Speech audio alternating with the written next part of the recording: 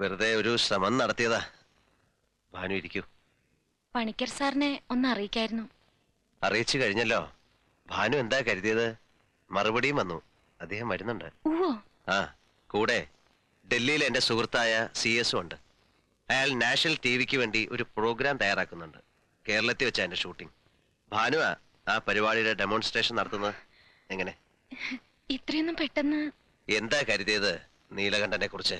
ഞാനിവിടെ വെറുതെ ഇരിക്കാന്നാ? എഴുന്നേൽക്കണോ? അങ്ങനെ ഒരു ചിന്ത ഇല്ലാതില്ല. ഞാൻ സഹായിക്കാം. പ്രയാസാവും. ശ്രമിക്കാലോ.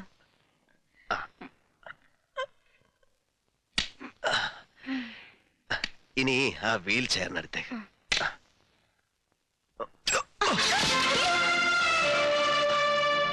പുതിയ ജന്മമല്ലേ, അപ്പോ പിച്ച വെച്ച് നടന്നു പഠിക്കണം. ഒരുപാട് വീണാലല്ലേ നടക്കാനാവൂ. കണ്ടിട്ടില്ലേ കുട്ടികളെ? എന്താ ഈ കാട്ടുന്നത് നീല? എനിക്ക്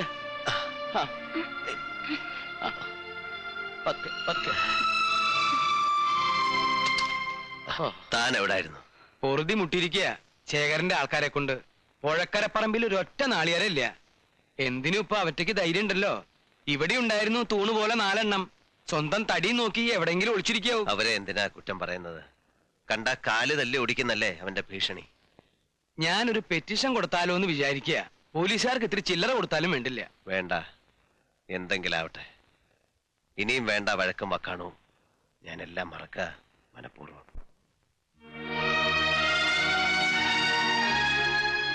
മറന്നേ പറ്റൂ. കാരണം ഇപ്പൊ മനസ്സ് മുഴുവൻ നീയാണ്. നീ, നിന്റെ ഭാവി, നിന്റെ ജീവിതം.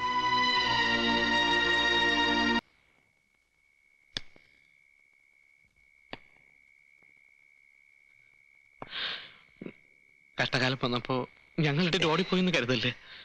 ഞാൻ അങ്ങനെ കരുതിയിട്ടില്ല, പറഞ്ഞതുമില്ലല്ലോ. അതെ, ഈ 4 എണ്ണത്തിനോടും എനിക്കൊന്ന് പറയാനുണ്ട്. നിങ്ങൾ ചെവിയിൽ ഓരോന്ന് ഓതി കൊടുത്തത് കേട്ട് ചാടി ഇറങ്ങിയതിന്റെ ഫല ഇപ്പൊ അനുഭവിക്കണേ. ഇനി ഇയാളുടെ ജീവനെടുക്കണോ? അതിനാണോ ഇപ്പൊ തിരിച്ചു വന്നിരിക്കണേ? ഉണ്ട ചോറിന് നന്ദി കാണിക്കാത്തവരല്ല വാരരെ ഞങ്ങള്. ആണോ? എന്നാ ദയവ് ചെയ്ത് ഇവിടുന്ന് ഒന്ന് പോവാ. അങ്ങനെ ഒരു നന്ദി കാട്ടുക ഇപ്പൊ വേണ്ടത്.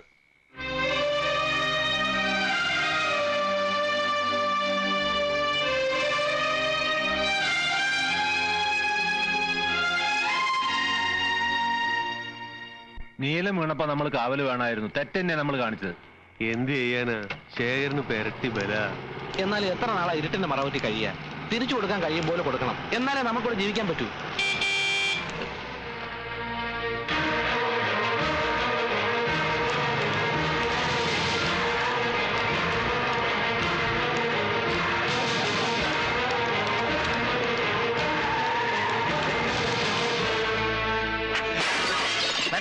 വിടരുത്, ഈ നായ വിടരുത്.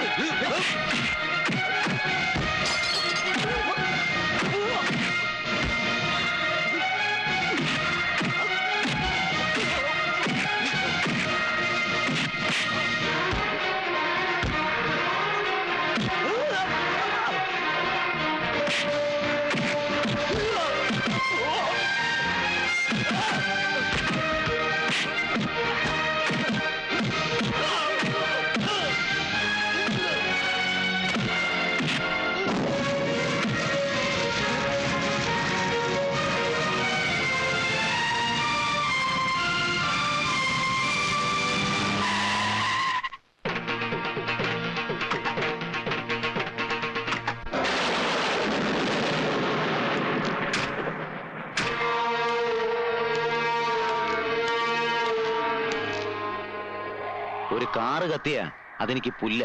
പകരം നിന്റെ ഈ തറവാട് കത്തിച്ചു കളയാൻ എനിക്ക് കഴിയാഞ്ഞിട്ടല്ല. എനിക്കറിയേണ്ടത് നീ പടയൊരുക്കം തുടങ്ങിയൊന്നാ. ഇന്നലെ നടന്നതൊന്നും എന്റെ അറിവോടെ അല്ല. എനിക്കൊരു പടയിലും താല്പര്യവുമില്ല. നീ വെറുതെ പേടിക്കുകയാണ്. പേടിയല്ല നീലേണ്ട, എനിക്ക് സന്തോഷ. നീ ഇറങ്ങണം. പഴയ കണക്കുകളൊക്കെ തീർക്കണ്ടേ? അപ്പോഴേ എനിക്ക് ഈ കളിയിൽ ഹാരം കൂടൂ. നിന്നെ ഞാൻ ഇറക്കും. മുണ്ടക്കൽ ഉത്സവത്തിന് ഇനി അധികം നാളില്ല. നിനക്കതിന് കഴിയില്ല. തീർക്കാൻ കണക്കുകൾ ബാക്കി വെക്കുന്ന സ്വഭാവം എനിക്കില്ല. അങ്ങനെ ആയിരുന്നുവെങ്കിൽ തളർന്നുപോയി കയ്യിൽ ഒരു കത്തി കെട്ടി വെച്ച് ഞാൻ വന്നനെ മുണ്ടക്കിടെ വാതിലും ചവിട്ടി തുറന്ന് പഴയ നീലകണ്ഠനെ മറക്കാൻ ഞാൻ തന്നെ ശ്രമിക്കുക. ഓർമ്മിപ്പിക്കാൻ നീ വെറുതെ ശ്രമം നടത്തണ്ട ശേഖര. നീ പോ.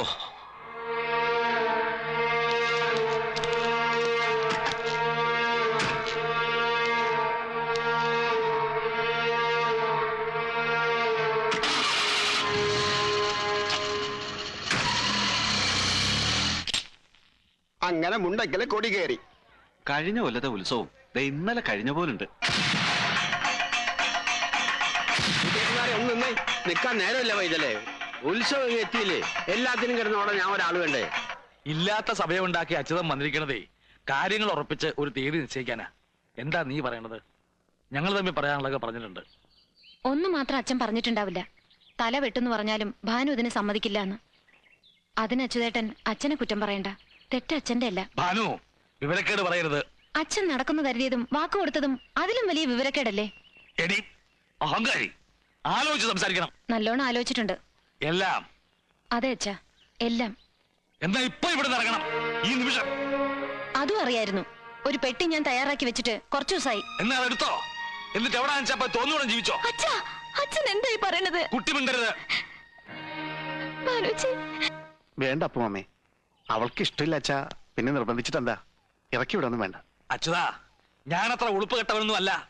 നിന്റെ ചോറ ഞാൻ ഇവറ്റകൾ ഇവിടെ ഇപ്പൊ തിന്നുന്നേ. കൂട്ടത്തോടെ ഇറങ്ങാൻ നീ ഒരു വാക്ക് പറഞ്ഞാൽ ഞാൻ തയ്യാറാ, സന്തോഷത്തോടെ. അയ്യോ, അപ്പുമ്മ എന്തേ പറയുന്നേ? എന്നാ ഞാനും അവളും കൂടെ പാടില്ല. പുകഞ്ഞു കൊള്ളി പുറത്ത്. വേറെ വഴിയില്ല മോളെ, നീ ഒന്നും പറയരുത്.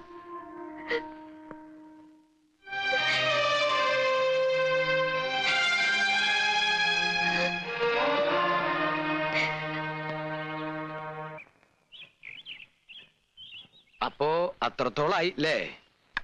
ഇറങ്ങിപ്പോകാൻ അച്ഛൻ തന്നെ പറഞ്ഞു. ആ ഒരു സന്തോഷമുണ്ട്. സ്വന്തം തീരുമാനത്തിൽ ഇറങ്ങിയതല്ല എന്ന് പറയാലോ. സത്യം അതല്ലെങ്കിലും. വരേ, ആ പെട്ടിയും എടുത്തോളൂ. ഇവിടെ ആർക്കും വേണ്ടാത്ത രണ്ട് അനാഥ ആത്മാക്കളുടെ കൂടെ കഴിയാം. വാകുട്ടി, അകത്ത് ഒരുപാട് മുറികളുണ്ട്. ഇനി അടുക്കളയുടെയും കലവറയുടെയും താക്കോല് ഞാൻ അങ്ങ് തരും. എന്നിട്ട് താനെങ്ങടാ കാശിക്കോ? അത് മനസ്സിൽ വെച്ചോളൂ. ഇനിയുള്ള കാലം ബാനുവിന്റെ കൈകൊണ്ട് വല്ലതും വെച്ചുണ്ടാക്കി കഴിച്ചിട്ട് ഞാനൊന്ന് സുഖമായിട്ട് കഴിയാൻ പോവാ. അപ്പോ ഇയാൾ ഇവിടെ അടുക്കളപ്പണിക്ക് വന്നതെന്നാ തന്റെ വിചാരം? മംഗലശ്ശേരിക്ക് അപ്പുറത്ത് വിശാലമായ ഒരു ലോകം ഭാനുവിനെ കാത്തിരിപ്പുണ്ട്. യാത്ര തുടങ്ങാനാ ഭാനു ഇങ്ങോട്ട് വന്നത്. ചെല്ലു, ഇയാൾ ഇങ്ങനെ പല വിഡ്ഢിത്തരങ്ങളും പറയും. വാര്യരെ അങ്ങനെ പൊട്ടനാക്കല്ലേ. ഇത്തിരി ബുദ്ധിയൊക്കെ എനിക്കുണ്ട്. ഞാനേ കുറച്ചോണം കൂടുതലുണ്ടതാ. ഡിങ്ക ഡിങ്ക. കൂടുതൽ ഉണ്ണുന്നതാണ് ബുദ്ധിയുടെ മാനദണ്ഡം എന്ന് വെച്ചാ തനിക്ക് കുറച്ചൊന്നും അല്ല, കൂടുതൽ എന്നാ ബുദ്ധി. ഡിങ്കി ഡിങ്ക.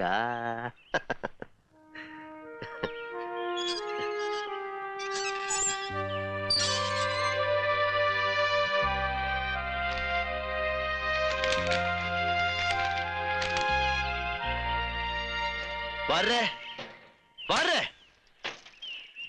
എന്താ? ടെലിഗ്രാം ഡൽഹിന്ന്. CS-ന്റെ ഉടനെ പുറപ്പെടണമെന്ന്. എന്താ?